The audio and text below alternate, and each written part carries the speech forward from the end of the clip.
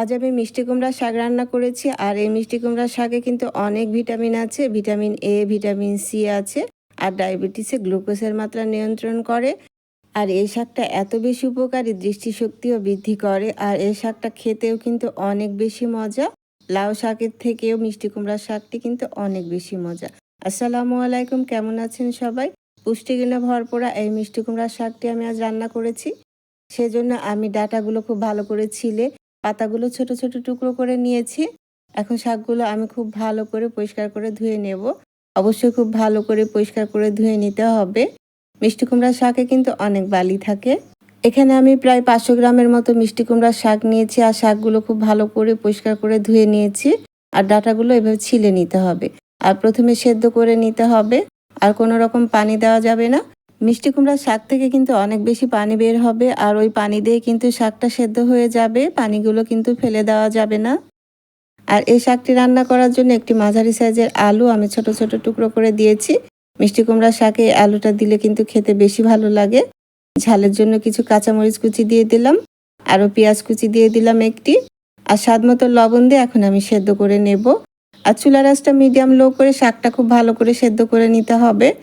সামান্য পরিমাণে এখানে আমি হলুদ দিয়েছি। এটি অপশনাল, চাইলে স্কিপ করতে পারেন। দেখা সৌন্দর্যের জন্য এখানে আমি হলুদ দিয়েছি, কারণ এখানে আলু আছে সেজন্য। আর স্বাদ মতো লবণ দিয়ে দিলাম। এখন ঢেকে আমি মিডিয়াম আঁচে সেদ্ধ করে নেব। আর শাকের পানিটা কিন্তু টানিয়ে নেব। শাকের পানিটা ফেলা যাবে না, কারণ পুষ্টিগুণে ভরা কিন্তু এই শাক। আর এই শাকের পানিটা কিন্তু ফেলে দেওয়া যাবে না, পানিটা টানিয়ে নিতে হবে।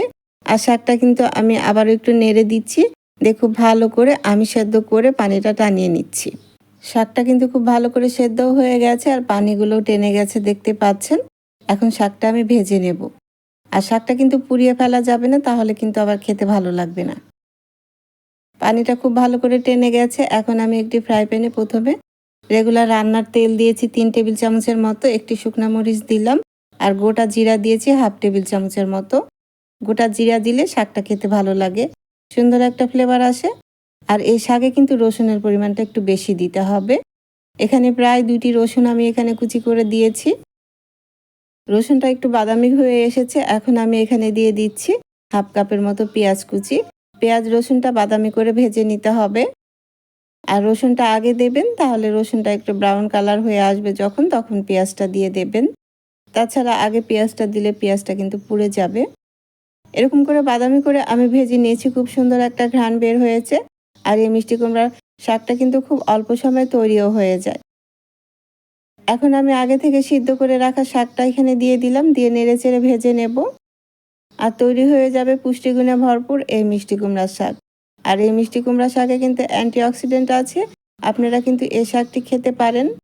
আর এই মিষ্টি কুমড়ার শাকটি খেলে কিন্তু কোষ্ঠকাঠিন্য দূর করে। আর এই মিষ্টি কুমড়ার শাকটা খেতেও অনেক মজা। চুলার আঁচটা মিডিয়াম করে আমি ভেজে নিচ্ছি, দেখতে পাচ্ছেন। এই শাকটি কিন্তু কোনোভাবে পুড়িয়ে ফেলা যাবে না। শাকটি কিন্তু অলমোস্ট তৈরি হয়ে গেছে। আলুগুলোও কিন্তু সেদ্ধ হয়ে গেছে। আর মিষ্টি কুমড়ার শাক যখন সেদ্ধ করবেন, তখন পানিটা কিন্তু ফেলে দেবেন না। পানির মধ্যে কিন্তু অনেক পুষ্টিগুণ আছে। শাকটা কিন্তু ভাজা ভাজা হয়ে গেছে। এখন আমি নামিয়ে নেব। তৈরি হয়ে গেছে মজাদার পুষ্টিগুণে ভরপুরা মিষ্টি কুমড়ার শাক। বাসায় কিন্তু একবার ট্রাই করতে পারেন। আরও নতুন নতুন সহজ রেসিপি নিয়ে আসছি। চাইলে আমার ইউটিউব চ্যানেলটি সাবস্ক্রাইব করে রাখতে পারেন ও একটি লাইক, কমেন্ট, শেয়ার করে দেবেন। আর যারা ফেসবুক পেজ থেকে দেখছেন, তারা আমার ফেসবুক পেজটি ফলো দিয়ে রাখবেন ও একটি লাইক, কমেন্ট, শেয়ার করে দেবেন নতুন নতুন ও সহজ রেসিপি দেখার জন্য। আর গরম গরম ভাতের সাথে খেতে কিন্তু অসম্ভব মজা হয়েছিল। আজ বিদায় নিচ্ছি, চলে আসবো আবার অন্য কোনো নতুন ও সহজ রেসিপি নিয়ে। আল্লাহ আপনাদের ভালো রাখুন, সুস্থ রাখুন, ভালো থাকবেন সবাই। আল্লাহ হাফিজ।